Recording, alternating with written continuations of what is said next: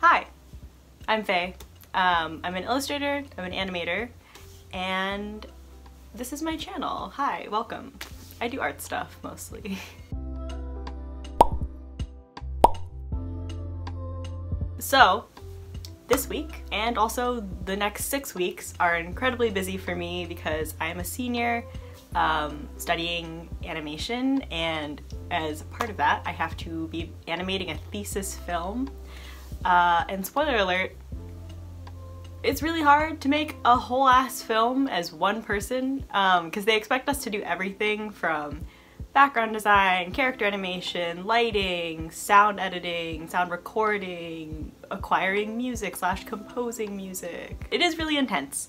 And my film is due in the second week of May, and oh my god, that is coming up so soon, fuck. So I did not have time to do a project this week for a video, but I thought, I got a lot of comments on my Instagram and TikTok just asking me like, oh, what apps do you use? How do you animate? Blah, blah, blah. All valid questions. This video is probably not going to be like a great like intro to animation, but I will just be talking very openly about the process in which I conceptualize an animation, how I design it, how I rough animate it, and how I final animate and color it.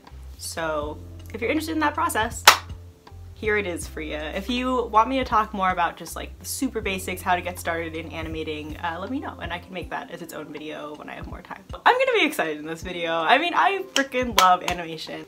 Check me out on TikTok. Also, like and comment and subscribe. It would really, really help. It's so freaking hard to grow a small art channel. I cannot explain enough. So any support helps. Thank you. So, animation. How do you do it? What programs do you use? Who needs them? Who wants them? Who's got them? Neither. None. None. Some.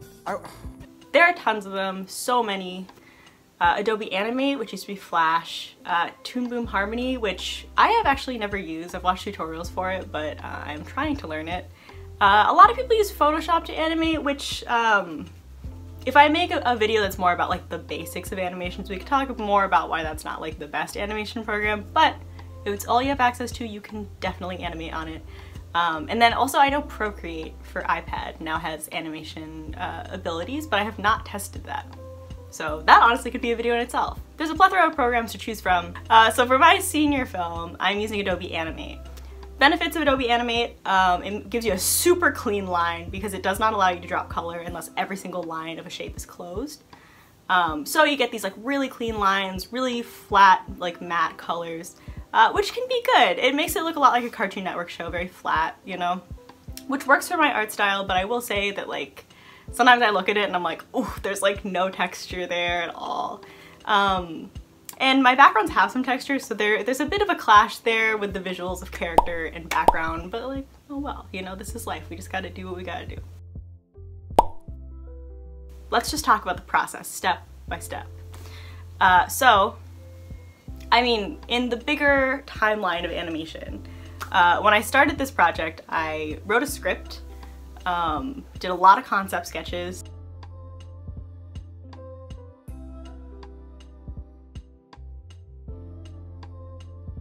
The character designs I actually took from another project that I kind of let die, but it was this comic that I was drawing about a girl and her dad who live on a submarine together. Which is a project that I thought was really cute, but I just never had time to work on it, so I was like, boink, I'll take these character designs and put them in my senior film. Concept. We have script, sketches, and then storyboarding, which I kind of did. I'm not a super strong storyboarder, and I usually can just get by on like making a tracking chart. So what I did is that I literally, like, I just typed out this giant chart that was like every single shot in every scene. So like, every time the camera was still, that was like one number on it.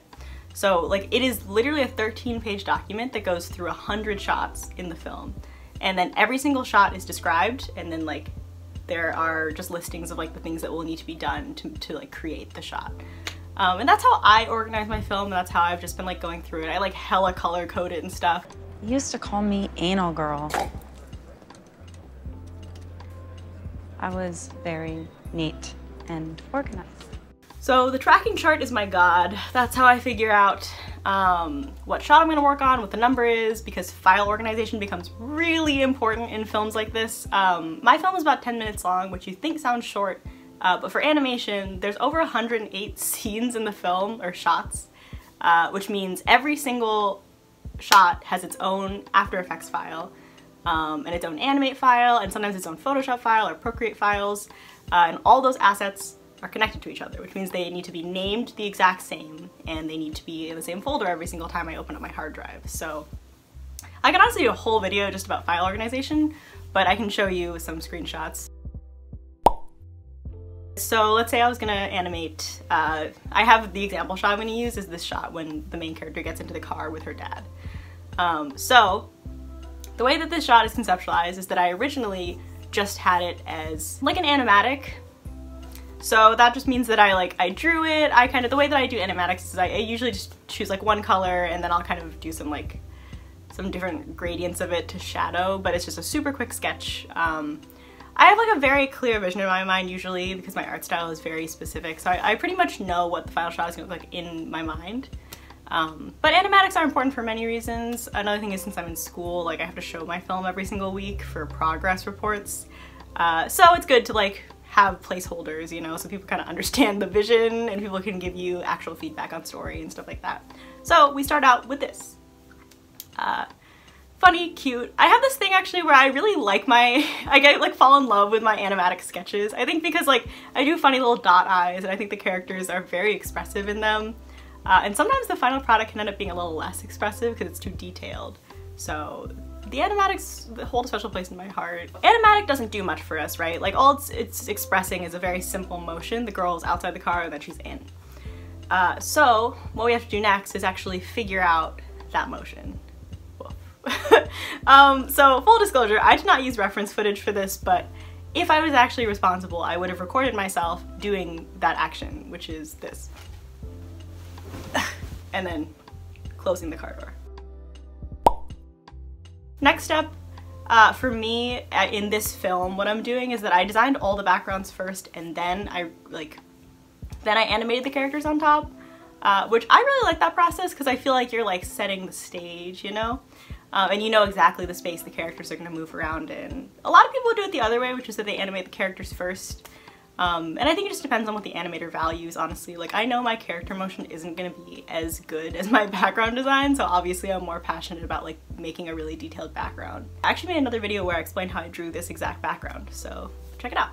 I drew the background, and then I dropped that background into Adobe Animate, and I rough animated the girl and the dad.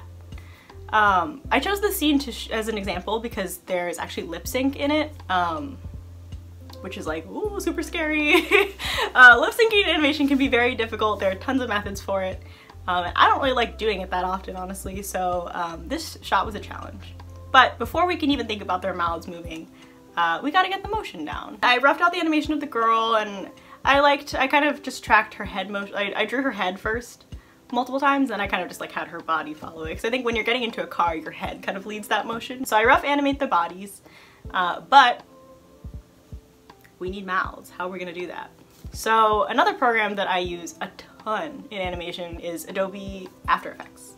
After Effects is a super scary program that honestly is very difficult to learn like right up front, I'll be honest. Like I took a whole class on it, and I actually am also now the TA in that class 2 years later, and I'm still learning new shit. Like I took that class as a sophomore and I was super overwhelmed, but also I had a great professor. To explain it in the simplest terms possible, After Effects is like an animation program that allows you to put assets into it, like illustrations and backgrounds, and it allows you to keyframe motion for them.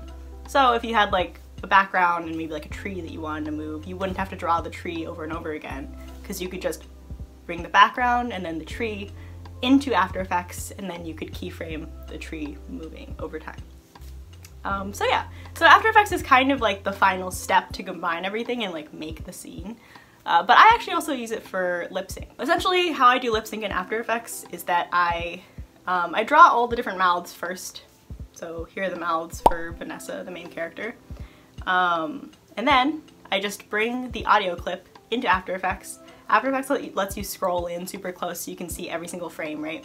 And then you just have to do this super long process where you scroll through every single frame and you listen to the sound of the audio really slowly, and then you just drop in every mouth as it changes.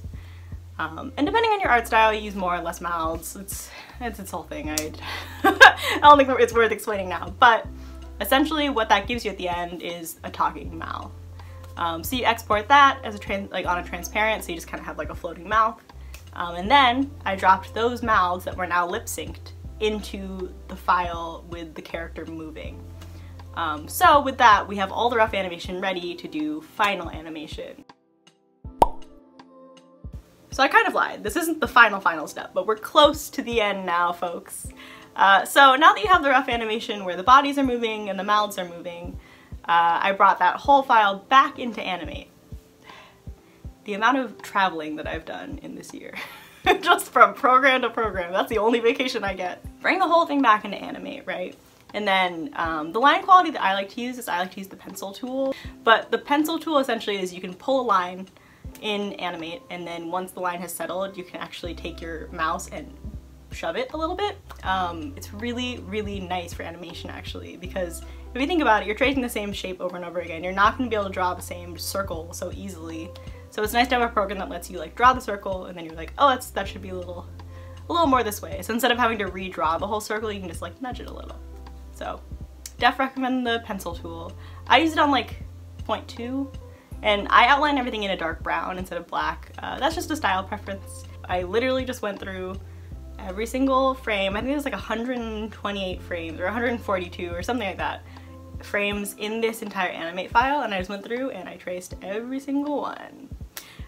So that took an incredibly long amount of time. I don't have a good perception of time, so I can't say how long it took, but like definitely hours.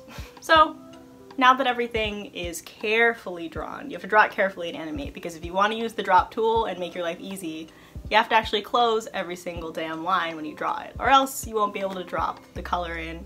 And something that's really annoying in Animate is that like if you have a line that's open, sometimes it's really hard to tell where it is. You have to go through and like shift all the different little spots where lines meet each other to make sure they're all closed, and that shit can take forever. And imagine if you discover that like one little like connector in the shoulder is out of place, then you know it's out of place for every single other one that's like coming up. So it's just like, I decided that these are the final colors for the characters, and I dropped them into every Animate file so I can color select from this illustration so that the characters are always the same color in every scene. But after all that is done, you export it as a PNG sequence so that it's transparent, and then you bring the whole thing into After Effects, and then we're almost done now. If you're still with me.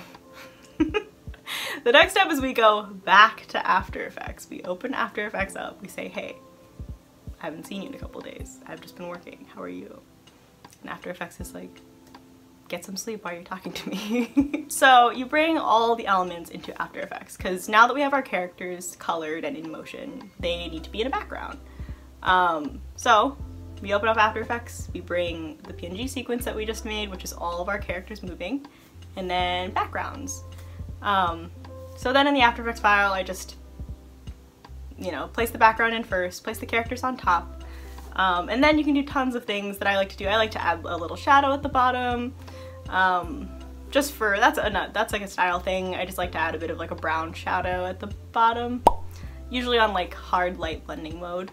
And then I also will, like, since my characters don't have shadows on them, but my backgrounds do, which is probably the biggest style inconsistency between the characters and the background, is that I will actually take the hue tool in After Effects and I will shift my characters a little bluer or browner or whatever they have to be to try and match the scene a little bit more. It kind of like implies that lighting is affecting them even though they don't have shadows. But yeah, and then you export it and then you bring it into the Premiere file where I'm compiling my entire film, and then you have a scene done. Woo! Only 107 left to go. A lot of tools, a lot of programs. Animation is essentially like doing some ginormous puzzle designed by God that you don't know what the end product is gonna look like at all. But it can be really exciting if you like it. It's like, it's kind of incredible, you know, because like to watch even just like in process, it's already like thousands of my drawings that make up a world, and I just think that's so incredibly cool. I hope that was helpful, honestly. I know it can be kind of stressful and hectic to hear about animation, especially if you are interested in animation but you don't know where to start. So I can definitely make a video that's more like intro friendly. This was more just like what I'm doing these days, how I'm working. So I hope it was helpful. And my film is gonna be done in May, so I'm not exactly sure when I'll be able to post it online because I am gonna try and submit it to a few festivals, but my junior film, Walking at Night, actually screened in like 4 different festivals, which was so incredibly cool. And it's posted here on YouTube, so check it out if you're interested. My art style has changed a lot since then.